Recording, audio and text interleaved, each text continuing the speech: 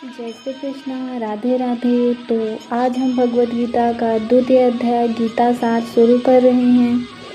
पिछले अध्याय में जाना कि किस प्रकार अर्जुन ने अपना धनुष तथा बाण एक ओर रखकर और शोक तृप्त चित्त से रथ के एक आसन पर बैठ गए। आगे हम लोग जानेंगे द्वितीय अध्याय में कि संजय ने कहा, करुणा से व्याप्त शोक युक्त अश्रुपूर्ति नेत्रों वाले अर्जुन को देखकर मधुसूदन कृष्ण ने ये शब्द कहे।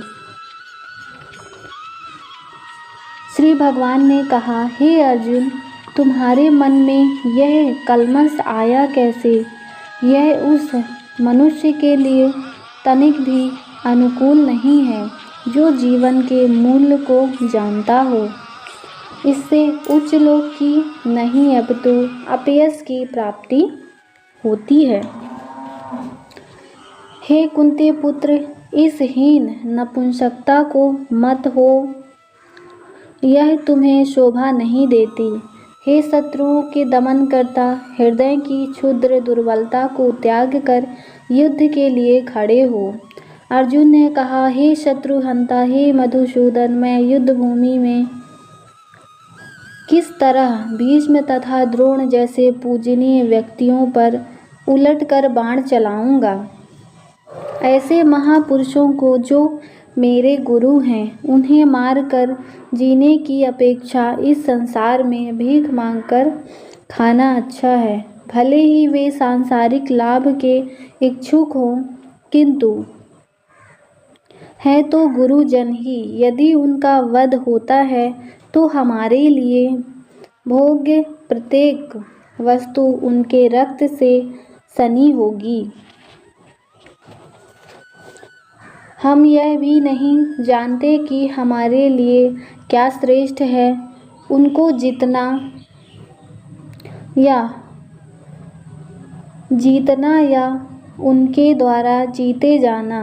यदि हम धृतराष्ट्र के पुत्रों का वध कर देते हैं तो हमें जीवित रहने की आवश्यकता नहीं। फिर भी वे युद्ध भूमि में हमारे समक्ष खड़े हैं। अब मैं अपनी कृपणा दुर्बलता के कारण अपना कर्तव्य भूल गया हूँ और सारा धैर्य खो चुका हूँ। ऐसी अवस्था में मैं आपसे पूछ रहा हूँ कि जो मेरे लिए श्रेष्ठ कर हो उसे निश्चित रूप से बताएं। अब मैं आपका शिष्य हूँ और आपका शरणागत हूँ। कृपया मुझे उपदेश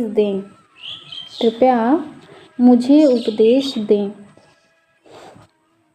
मुझे ऐसा कोई साधन नहीं दिखता जो मेरी इंद्रियों को सुखाने वाले इस शोक को दूर कर सके। स्वर्ग पर देवताओं के आधिपत्य को इस तरह धन धान्य संपन्न सारी पृथ्वी पर निष्कंटक राज्य प्राप्त करके भी मैं इस शोक को दूर नहीं कर सकूँगा। संजय ने कहा, इस प्रकार कहने के बाद शत्रुओं का दमन करने वाला अर्जुन कृष्ण से बोला, हे गोविंद, मैं युद्ध नहीं करूँगा, और चुप हो गया। हे भरतवंशी धृतराष्ट्र, उस समय दोनों सेनाओं के मध्य शोकमग्न अर्जुन से कृष्ण ने मानो हंसते हुए ये शब्द कहे। श्री भगवान ने कहा, तुम पांडित्यपूर्ण वचन कहते हुए उनके लिए शोक कर रहे हो जो शोक करने योग्य नहीं। जो विद्वान होते हैं वे ना तो जीवित के लिए ना ही मृत के लिए शोक करते हैं। ऐसा कभी नहीं हुआ कि मैं ना रहूं, ना तुम रहे और ना ये समस्त राजा रहे हूँ, और ना ऐसा कि भविष्य में हम लोग नहीं रहेंगे। जिस प्रकार शरीरधारी आत्मा इस वर्तमान शरीर में बाल्यावस्था से तरुणावस्था में और फिर वृद्धावस्था में निरंतर अग्रसर होता रहता है। उसी प्रकार मृत्यु होने पर आत्मा दूसरे शरीर में चला जाता है। धीरे व्यक्ति ऐसे परिवर्तन से मोह को प्राप्त नहीं होते। धीर व्यक्ति ऐसे परिवर्तन से मोह को प्राप्त नहीं होते। हे कुंती पुत्र, सुख तथा दुख का क्षणिक उदय तथा काल कर्म में उनका अंतर्धान होना सर्दी तथा गर्मी की ऋतुओं के आने जाने के समान है। हे भरतवंशी, वे इंद्रिय बोध से उत्पन्न होते हैं और मनुष्य को चाहिए कि अविचल भाव से उनको सहन करना सीखे। हे पुरुष श्रेष्ठ अर्जुन, जो पुरुष सुख तथा दुख से विचलित होता है और इन दोनों से समभाव रखता है, वह निश्चित रूप से मुक्ति के योग्य नहीं। हे पुरुष श्रेष्ठ अर्जुन, जो पुरुष सुख तथा दुख में विचलित नहीं होता और इन दोनों में समभाव रखता है, वह निश्चित रूप से मुक्ति के योग्य है। तत्वदर्शियों ने यह निष्कर्ष निकाला है कि असत यानी भौतिक शरीर का तो यह कोई चिरस्थायी तो नहीं है, किंतु सत यानी आत्मा अपरिवर्तित रहता है। उन्होंने इन दोनों की प्रकृति के अध्ययन द्वारा यह निष्कर्ष निकाला है, जो सारे शरीर में व्याप्त है उसे ही अविनाशी समझो। इस अव्यय आत्मा को नष्ट करने में कोई भी सामर्थ्य नहीं। अविनाशी, अप्रमेय तथा शाश्वत जीव के भौतिक शरीर का अंत अवश्य भावी है। अतः हे भरतवंशी, युद्ध करो।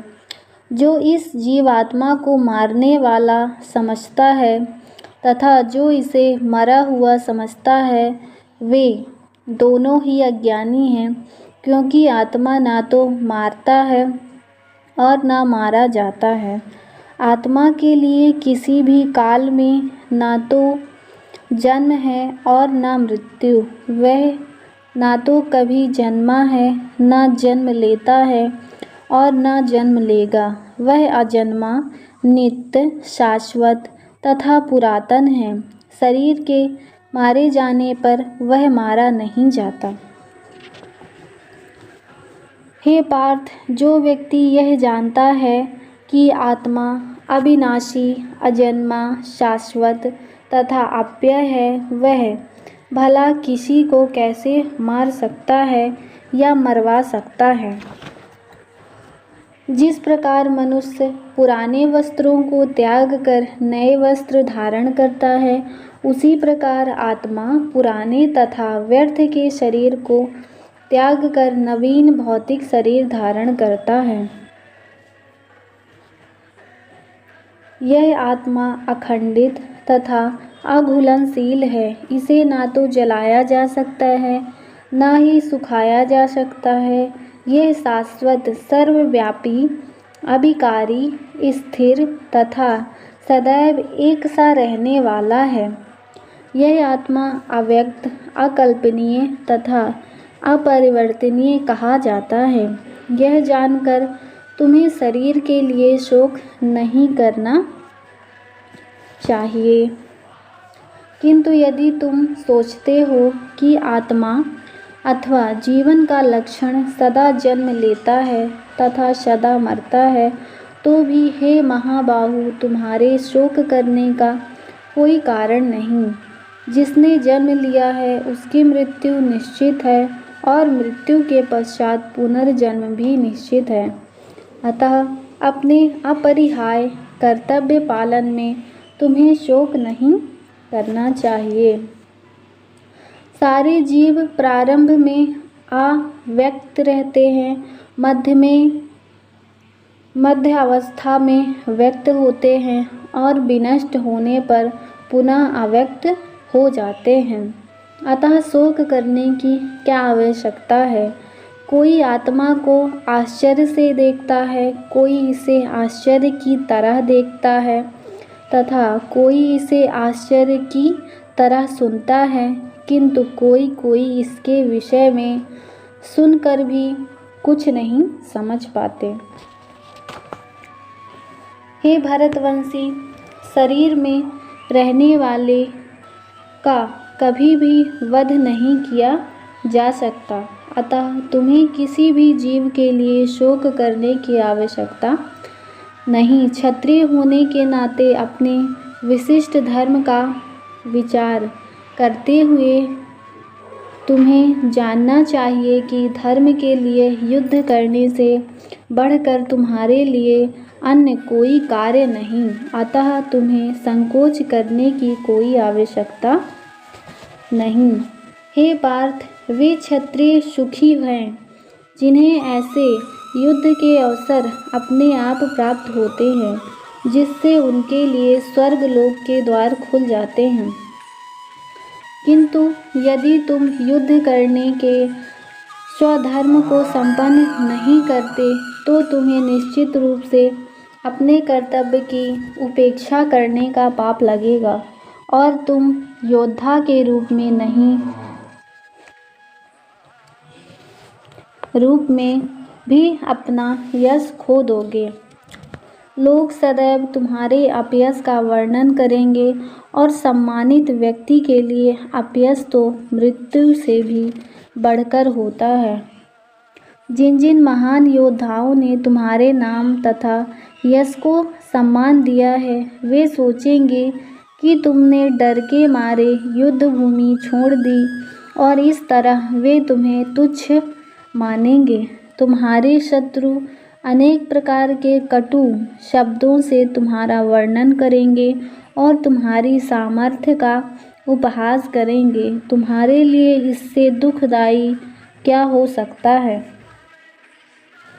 हे कुंती पुत्र, तुम यदि युद्ध में मारे जाओगे तो स्वर्ग प्राप्त करोगे, या यदि तुम जीत जाओगे तो पृथ्वी के साम्राज्य का भोग करोगे। दृढ़ संकल्प करके खड़े हो और युद्ध करो। तुम सुख या दुख, हानि या लाभ, विजय या पराजय का विचार किए बिना युद्ध के लिए युद्ध करो। ऐसा करने पर तुम्हें कोई पाप नहीं लगेगा। यहाँ मैंने वैश्लेषिक अध्ययन सांख्य द्वारा इस ज्ञान का वर्णन किया। अब निष्काम भाव से कर्म करना बता रहा हूँ, उसे सुनो। हे कुंती पुत्र, तुम यदि ऐसे ज्ञान से कर्म करोगे तो तुम कर्मों के बंधन से अपने को मुक्त कर सकते हो। इस प्रकार में ना तो हानि होती है ना ही हास्य, अपितु इस पथ पर की गई अल्प प्रगति भी महान भय से रक्षा कर सकती है। जो इस मार्ग पर चलते हैं वे प्रयोजन में दृढ़ रहते हैं और उनका लक्ष्य भी एक होता है।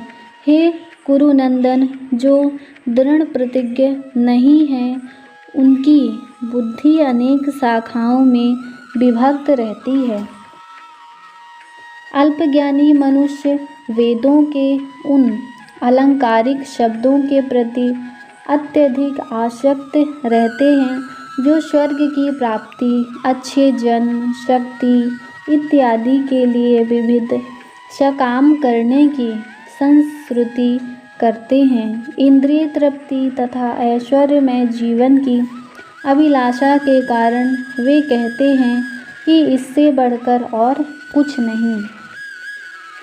जो लोग इंद्रिय भोग तथा भौतिक ऐश्वर्य के प्रति अत्यधिक आसक्त होने से ऐसी वस्तुओं से मोहग्रस्त हो जाते हैं, उनके मनों में भगवान के प्रति भक्ति का दृढ़ निश्चय नहीं होता। वेदों में मुख्यतः प्रकृति के 3 गुणों का वर्णन है। हे अर्जुन, इन तीनों गुणों से ऊपर उठो, समस्त द्वैतों और लाभ तथा सुरक्षा की सारी चिंताओं से मुक्त होकर आत्मपरायण बनो। एक छोटे से कूप का सारा कार्य एक विशाल जलाशय से तुरंत पूरा हो जाता है। इसी प्रकार वेदों के आंतरिक तात्पर्य जानने वाले को उनके सारे प्रयोजन सिद्ध हो जाते हैं। तुम्हें अपना कर्म करने का अधिकार है, किंतु कर्म के फलों के तुम अधिकारी नहीं हो। तुम ना तो कभी अपने आप को अपने कर्मों के फलों का कारण मानो, ना ही कर्म करने में कभी आसक्त हो। हे अर्जुन, जय अथवा पराजय की समस्त आसक्ति त्याग कर समभाव से अपना कर्म करो। ऐसी क्षमता योग कहलाती है।